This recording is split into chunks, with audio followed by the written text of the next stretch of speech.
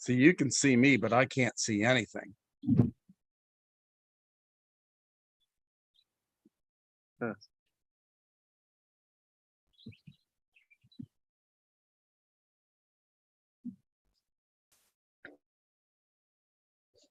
So you can see me, but I can't see anything. Oh, got it. Oh, I'm all over it. Okay, welcome to the Get Sign and Succeed podcast. My name is Bruce Badgley, and we're very excited to have a very special guest this week joining us to discuss a little feedback here. But Andrew Cohen from GetRecruitedConsulting.com, Craig Cox from One of One Consulting, and Coach Sapp down there from the University of Rochester, all fired up. Yes, sir. all fired up. He's actually leaving the golf course from the PGA Tour event up there at Oak Hill today, Coach, right? That's Yes, sir. Yes. Wow. Well, that's fantastic. It takes always a little bit to kind of get all these windows closed and things going here. But Chris, thank you so very much for joining us tonight. We're just thrilled to have you, and talk a little bit about, first off, what you do there at the University of Rochester. School's all about, the conference that you're in and what have you. Yeah. So I'm the defense coordinator, DBs coach here at the University of Rochester. I've been here 5 years now. We got here as a fairly new staff and, looking to get this program back up to its proud tradition. If you look at the University of Rochester as a whole, it's a top 25 school academically, 11,000 students, 6,500 undergrad, but still, you get a big school feel, you still get that small school learning environment. And one of the things we've known about is for our science, engineer, and pre-med, but also our business program is now a top 25 business program. And then we also have political science, communications, humanities, computer science, things of that nature as well. So kind of a blend of a liberal arts and tech school.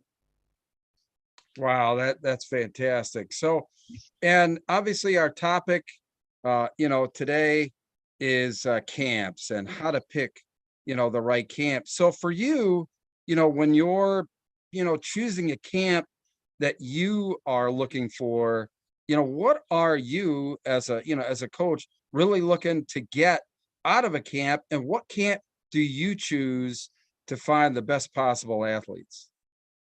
Yeah, so there's so many camps out there nowadays, and there's only a few amount of coaches that can get to certain camps.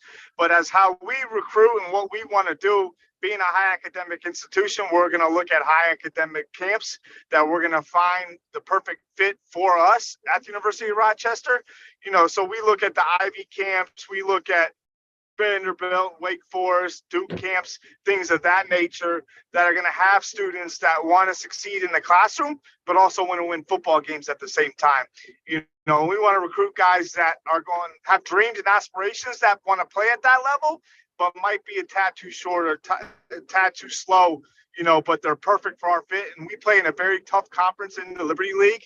It's very physical, very tough. You have multiple top 25 teams that you're going to play on a weekly basis. So you got to have players that know what it is to play at a high level. So those camps that we go to, we're looking for those type of players. Andrew, you have a question for Chris? No, I think I just to just add, I think he made a good point. He mentioned some great camps, and what makes those schools have great camps is they are typically affiliated with other high academic schools that'll attend. So whether it's Duke with their mega camp, there's going to be Ivy League and Patriot League schools there, high academic CAA schools, like a William and Mary or a Richmond, like to go to those places. Same thing at Wake Forest.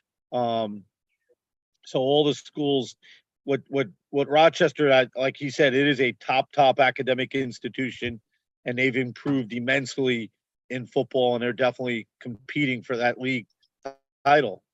And in order for them to do that, the best way is they go to those camps where the the kids are there and maybe they're not quite good enough to be Division I, but they're pretty good. And then when they see how good a school they have at Rochester, they have a shot. And, you know, believe it or not, there's other good schools at usually attend these camps that, you know, similar to Rochester, but there's definitely a variation of high academic division, FCS level, not as many Division II, but some, and then a ton of great schools at the D3 level. So. Yeah, Craig, you have Yeah. I'm sorry. I had a question. Yes. Do you guys have your own prospect camps there at Rochester as well? We do. We do. We have our own camp on June 25th, and our camp has been very successful when we have that because of our retention. I would say probably a third of the recruits that we end up getting or commit come from our camp, right? So we, unlike other Division III schools, high academics, we're going to take, you know, a smaller number, you know, within our roster and what we want to do and how we operate at the University of Rochester. Because one of the things we talk about is we're invested in everything we do with our players, both in the football field, in the classroom, and socially. So we keep our roster right around that 105 mark so that we're so invested in those guys. So we take about 25 to 30 guys in a recruiting class. And when we have our camp, it's usually about 50 to 60 guys at that camp. So we really get one-on-one. They see how we coach. We see how they take coaching from us. They get specific position drills that they would do in practices with us and get a feel of how we do things at the University of Rochester. So when you run your camp, are you sending out invites or is it just kind of a mass mailing kind of thing? Yeah, so we send invites. So we have our database that we go and we grade all our kids out based off their film. And if they meet a certain criteria, then we send an invite to them, or when we see them on the road in spring, or if we see them at other camps along the way, you know, through that month of June as we go into our camp. And then we're sending them invites to that. You know, we're not a mass invite. We don't want a large camp. We want to keep it small at those numbers because we think it does well with what we want to do and what the players want to get out of it. So where do you get this data from? That you're, you know, that you're making the determination of who gets the invite. Yeah, so we get it from each coach. We have our own recruiting areas that we work off of, and through Twitter, social media. We use some recruiting databases. Get Recruited is one that we use to get players off that we evaluate and get their information in and their film, and then we send it from there. And each coach is responsible for their recruiting area to get those invites out to those individual players. Wow, really interesting. So what is some of the advice that you would give, you know, players on, you know, choosing a camp? Obviously, you know, you're seeing all the different skill levels. You're a Division III program, high academics. Okay. So obviously you're doing a little bit deeper dive, not only on the, you know, measurables, but, you know, SATs too, right?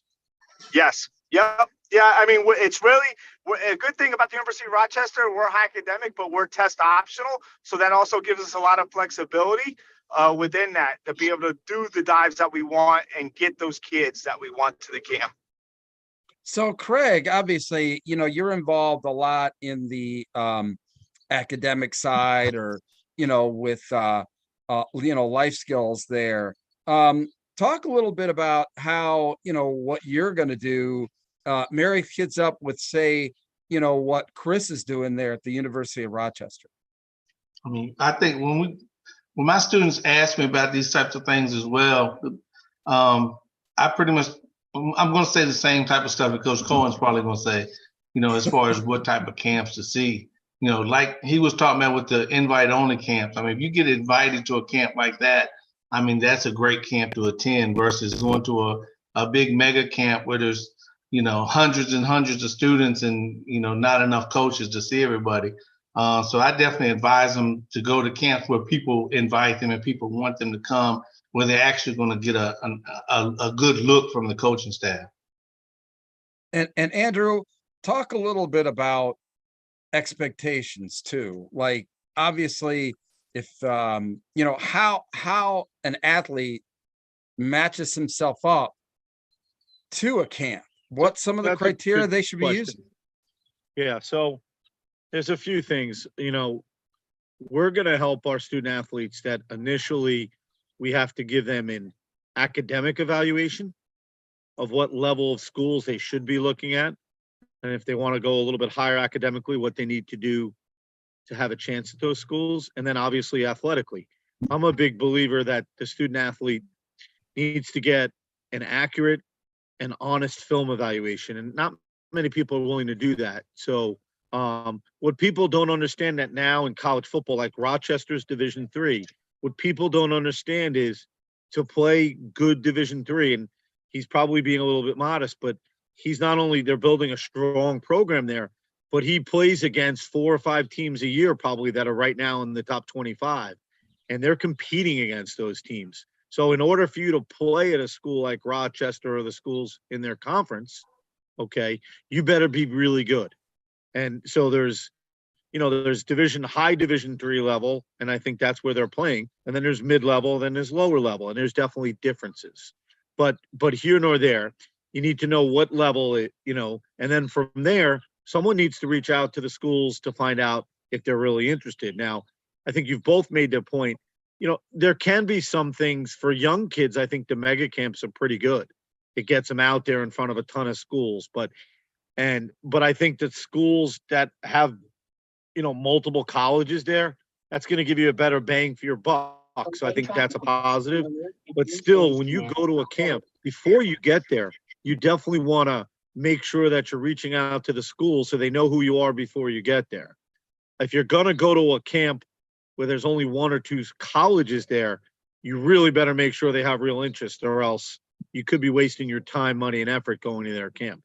So like, I hope I'm not stepping on Coach Sapp's toes here, but if you're that kid that's that, good student, maybe not an awesome student, you probably should, be in touch with someone at a Rochester if you're interested, and find out if you have a realistic shot. They're not going to be able to right now say yes or no, but they'll have an idea if you have a shot or not. And if you don't have a shot, then that stinks for everyone, but it saves everyone time, money, and effort to not go to their camp.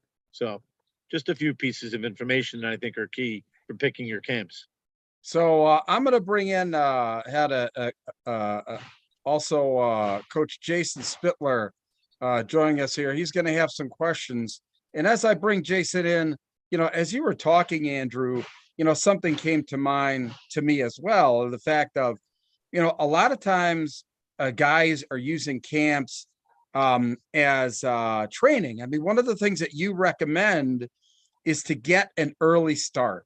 Okay. Number one, but are these mega camps where, maybe they, might not get noticed and it's good for practice, might be good for somebody starting out? Or would you recommend, a smaller camp for a guy like that, so he's going to get some individual instruction? What would you recommend, Coach? That's to Andrew.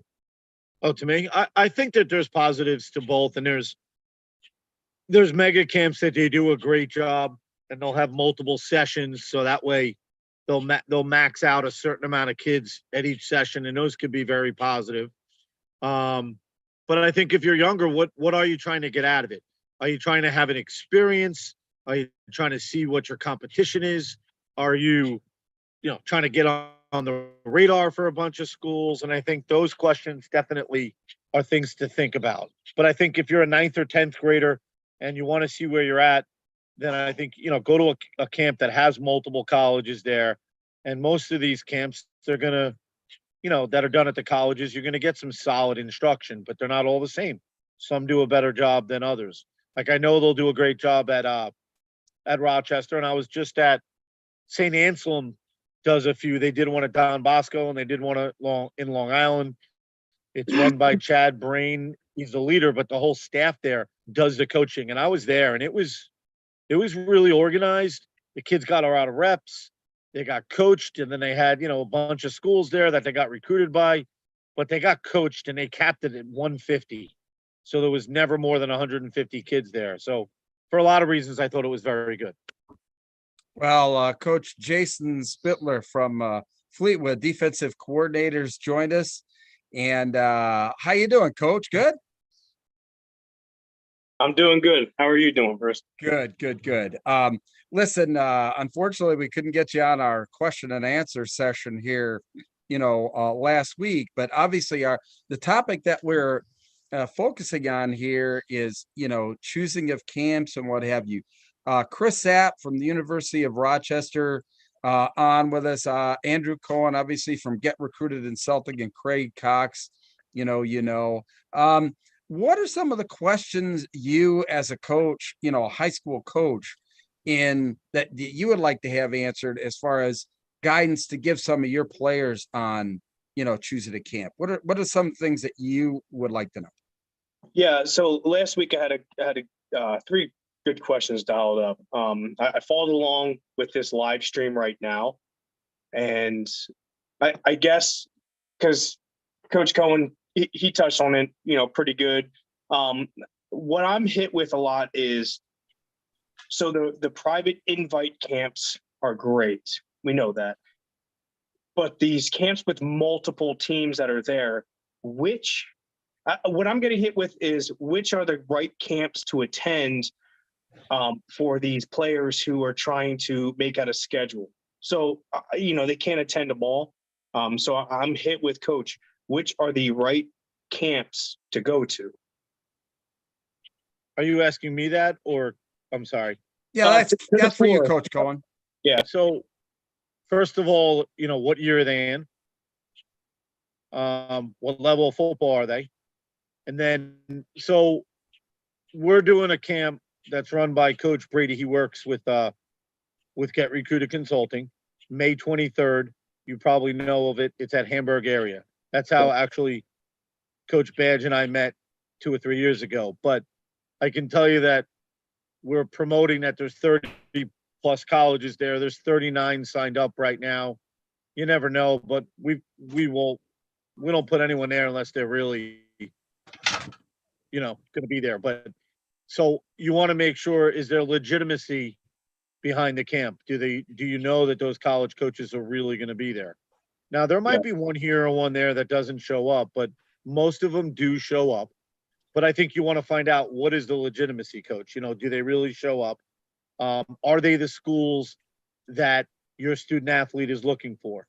Now, if he's going into his senior year, and he wants to get an offer by certain schools, any school at the Division II, any school that gives football money is pretty much most of the time they're going to want you at their camp.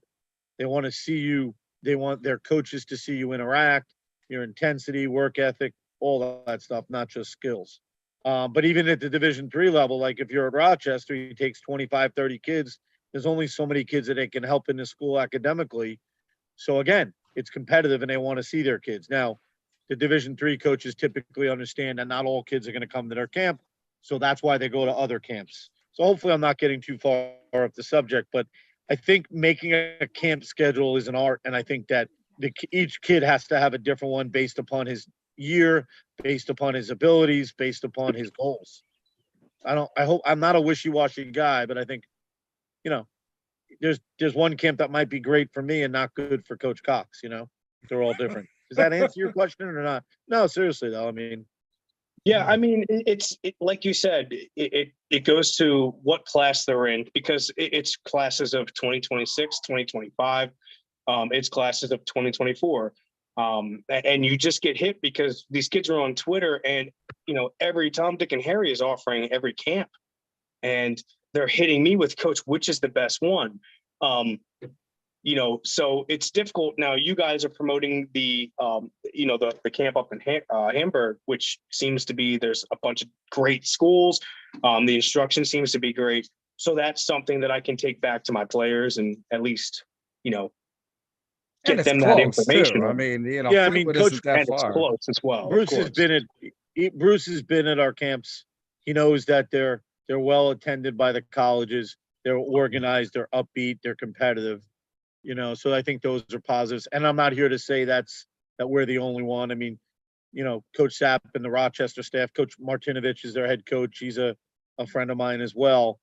And they're going to do a great job. But if you're going to have one college at your camp, you better make sure that they like you and you like them, So Yeah, let me have a question for Coach Sapp. Coach Sapp, how would you respond to Coach Spittler as far as, what he talked about in, these camps and how to choose the right one, and how do you determine which ones are legit and not?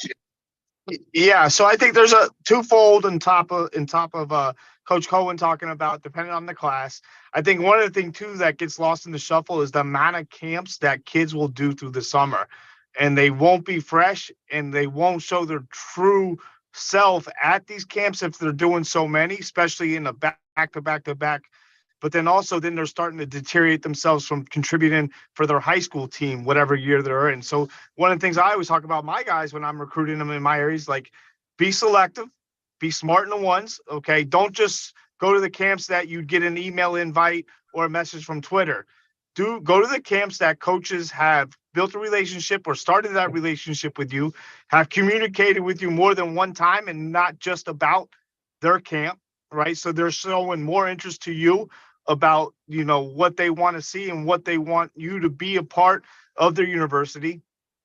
And then, I think those mega camps are good where you have a large amount of coaches from different schools. But as you look at those, find those camps that have the schools that you're truly interested in and that they're truly interested in you as well as a player. So you're not just getting that lip service per se, just to be another number at a camp within that. I think that kind of gets lost in the shuffle.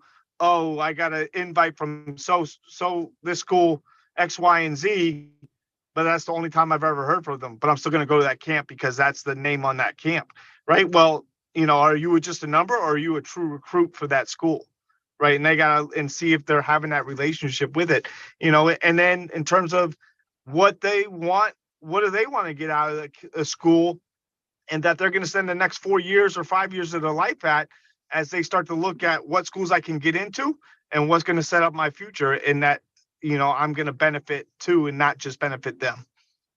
So how selective should a student athlete be, depending on their classification? Okay. I would think that somebody, and this is for you, Coach Sapp, somebody starting out in their first couple camps versus a 2023 guy. How selective should these players be if they're starting in the process versus ones that are basically looking for a home relatively quickly? Yeah, if you're a 26, 25 guy, test the waters. Coach Cohen talked about it, like see where you match up, see where you're going to fall in the recruiting process. And that also is going to lead up to building relationship with those coaches at those camps that you start to meet and be around and see how coaches coach and what they do, and then as you get to going into your senior year, this is the nitty gritty, especially if you want a high academic school from this window that we're in now till, ED1 for University of Rochester is November 1st. We're going to have a chunk, and a lot of high academic schools are going to have a chunk of their recruiting class done come November 1st within that. So Coach Sapp, what's the single biggest thing that stands out to you from a player at a camp? How hard they work. Like, what are they getting after it? Are they taking reps, or are they trying to get to the front of the line? Are they taking coaching? Really, because if they can't take coaching and they're not pushing themselves, then they're not going to really fit. Can't hear him. For our Can you program. guys hear him? Yeah, I can hear him. Can you hear? You okay, Craig? I'm good. Yeah, we actually did hear Chris's answer there, Andrew. Coach Spittler, any other questions that you like to have answered while we still got you? Yes, I do. I have one more. So this is for Coach Cox and Coach Cohen as well. And then Coach Sapp, you can also elaborate on it for what you look for. When it comes to, one of my questions last week was what players should put on their Twitter profiles that will garner attention. I want to take that a step further. My question to Coach Cox and Cohen are, players, you guys mentioned that, you want players to add a clip, like if they play basketball, add an athletic clip. If it's lacrosse, add the goal or wherever. My question is, does the sport matter? Are college coaches looking at sports in particular to what they're adding to their resume, or is it the athletic play that they should be trying to focus on to garner attention and add to their resume to make it look more fruitful? Craig, why don't you answer that to start?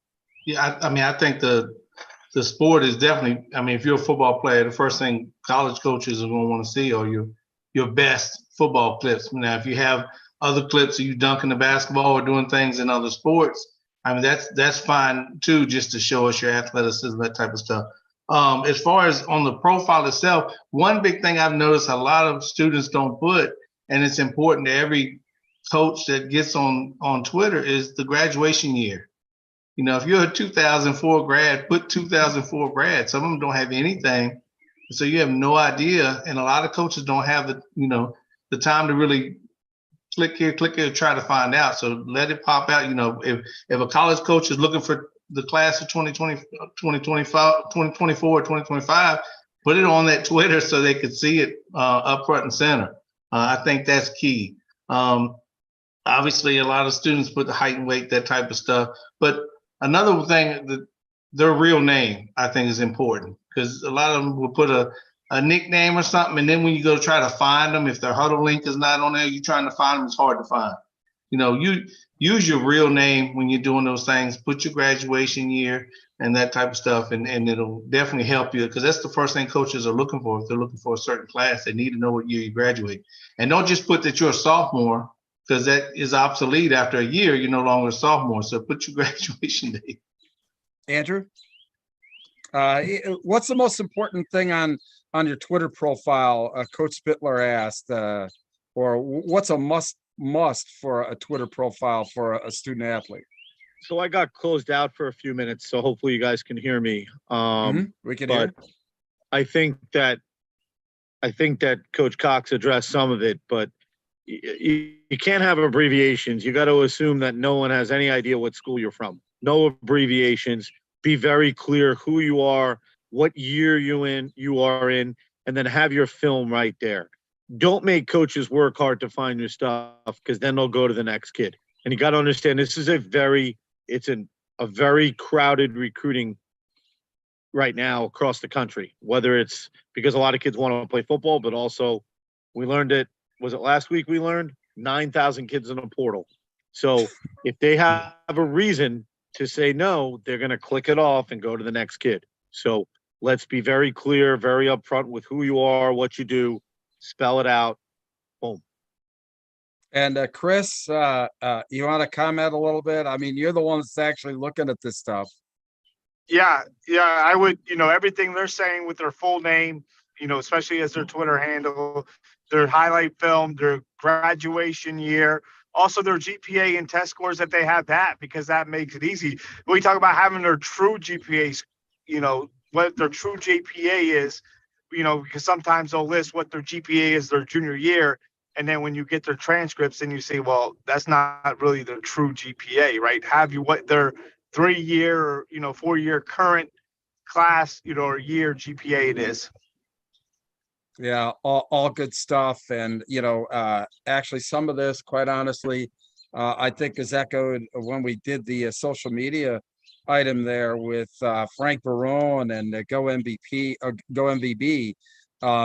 where, they're actually, their service is actually one of becoming a public relations firm for the athlete that will, search out opportunities. But regardless of all of this that we've been talking about, and camps and whatever like that, we've all kind of rotated back around to the fact of so much involves relationships.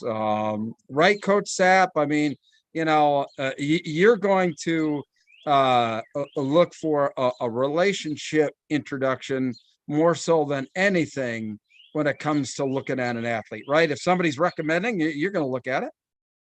Absolutely, 100%.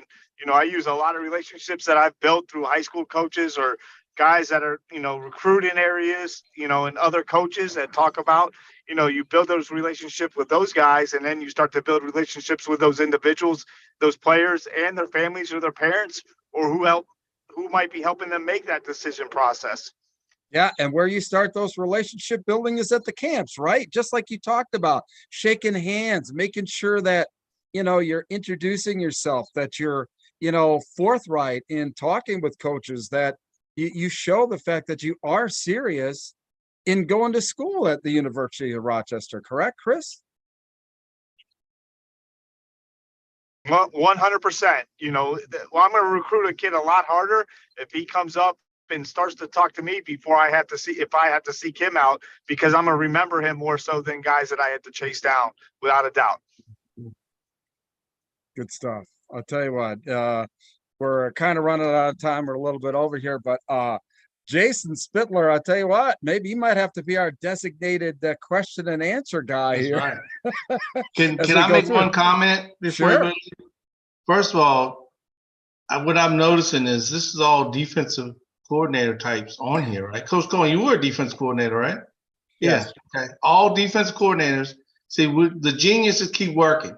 I don't know where the offensive guys are. They probably sleep by now, but the defensive guys keep working. I just want to put that out there while we had everybody. Right. Thank you. Bless you. And it's going to continue next week, right, Andrew?